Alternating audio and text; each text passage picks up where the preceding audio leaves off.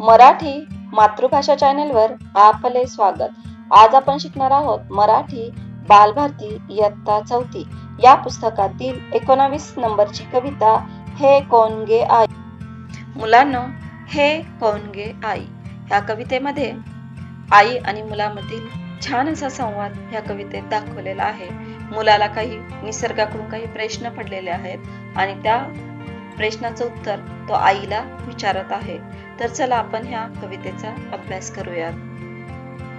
नदीच्या शेजारी गडाच्या खिंडारी, झाडांच्या ओळीत वेळूंच्या जाळीत, दिवसा दुपारी जांभळी अंधारी, मोडके देऊळ त्यावरी पिंपळ, कोण गे त्या ठाई राहते गे आई। तर असा प्रश्न मुलाने आईला विचारला आहे। मुलाने आईला विचारलाय की नदीच्या शेजारी गडाच्या खिंडारी, एक गड म्हणजे किल्ला आणि तो पडलेला आहे किल्ला, आणि तिथे झाडांच्या ओळीत वेळूंच्या जाळीत दिवसा दुपारी जांभळी अंधारे, आणि तिथे दिवस जरी असला तरी तिथे अंधार असतो, आणि तिथे एक मोडके देऊळ आहे, त्यावरी पिंपळ आहे। तर मग तिथे कोण राहतं, असा प्रश्न त्या मुलाने आईला केलेला आहे। चिंचांच्या शेंड्यांना वडांच्या दाड्यांना ओढीनी हलवी, कोण गे पालवी, कोण गे जोऱ्याने मोठ्याने मोठ्याने शीळ गे वाजवी, पाखरांना लाजवी, सारखी किती वेळ ऐकू येई ती शीळ। तर मुलाला पुढचा प्रश्न पडलाय की जे चिंचेचं झाड आहे त्याच्या शेंड्यांना, तसेच वड्यांच्या दाड्यांना, वड्यांच्या दाड्या म्हणजे वड्याला ज्या पारंबी असतात, वड्याच्या झाडाला पारंबी असतात, त्याला त्या मुलांनी म्हटलेलं आहे की वड्यांच्या दाढ्यांना म्हणजे पारंब्यांना ओढीने हलवी।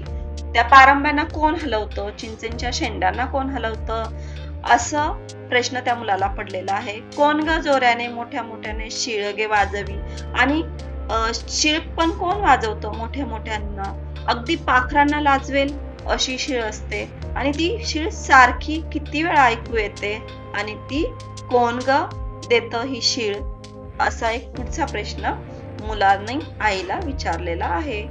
तर आपण पुढे बघूयात। वाळली सोनेरी पाने गे चौफेरी, मंडळ धरोनी नाचती एकोनी, किती मी पाहिले इतकेची देखिले, झाडांच्या सावल्या नदीत कांपल्या, हाका मी मारिल्या वाकोल्या ऐकिल्या। आता पुढचा प्रश्न मुलाला पडलाय की वाळली सोनेरी म्हणजे जे झाडांची पाने आहेत ती वाळल्यानंतर कशी झाली आहेत, सोनेरी, पाने गी चौफेरी, आणि ते सगळीकडे असे पडलेले आहेत, मंडळ धरुनी म्हणजे असं एक मंडळ जमा करून जसं काय ते पडलेले आहेत, बसलेले आहेत, नाचती ऐकोनी, आणि नाचत सुद्धा आहेत ते, किती मी पाहिले इतकेची देखिले, आणि मी त्यांना किती वेळचं पाहिलंय, इतकेची देखिले, आणि मी आत्ताच पाहिलं की झाडांच्या सावल्या नदीत कांपल्या। ज्यावेळेस नदीमध्ये झाडांच्या सावल्या पडतात त्यावेळेस जसं पाणी हलतं तेव्हा त्या सावल्या सुद्धा हलतात, तर तेच त्या मुलांनी पाहिलेलं आहे। तर त्याने हका मी मारिल्या, आणि मी त्यांना हका मारिल्या वाकुल्या ऐकिल्या, असं पुढे मुलगा आईला सांगत आहे। नदीच्या झाडांच्या सावल्या पडलेल्या त्या मुलाला नाचताना दिसल्या, कापताना दिसल्या पानाबरोबर। त्यावेळेस मुलाने काय केलं की हक्का मारल्या त्या सावल्यांना, वाकुल्या ऐकिल्या, आणि नंतर उरात धडधडे म्हणजे मुलाला नंतर भीती वाटू लागली, आणि धावता मी पडे, आणि तो तिथून पळत सुटला, तर धावता तो पडला पळवणी तिथून। ज्यावेळेस तो तिथून पळून यायला लागला त्यावेळेस तो पडला, त्याला असं वाटलं कोण ए मागून, मग तो म्हणला मी पडला, मग माझ्या मागून कोण येत होतं, तर असा प्रश्न त्याने आईला केलेला आहे। तर मुलांना किती सुंदर असे प्रश्न ह्या मुलाला पडले आहेत ना। तुम्हाला सुद्धा असे प्रश्न पडतात का? आपण ही कविता परत एकदा वाचून घेऊ म्हणजे मुलाला पडलेले प्रश्न तुम्हाला अजून चांगले कळतील। नदीच्या शेजारी गडांच्या खिंडारी, झाडांच्या ओळीत वेळूंच्या जाळीत, दिवसा दुपारी जांभळी अंधारी, मोडके देऊळ त्यावरी पिंपळ, कोण ग त्या ठाई राहते ग आई। चिंचांच्या शेंड्यांना वडांच्या दाड्यांना ओढोनी हलवी, कोण गे पालवी, कोण गे जोऱ्याने मोठ्याने मोठ्याने शीळ गे वाजवी, पाखरांना लाजवी, सारखी किती वेळ ऐकू येती शीळ।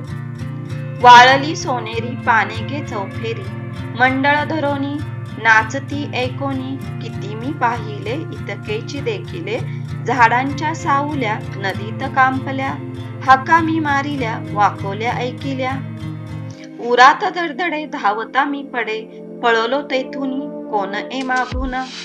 मुलांनो, या सुंदर अशा कवितेचे कवी आहेत भारत तांबे।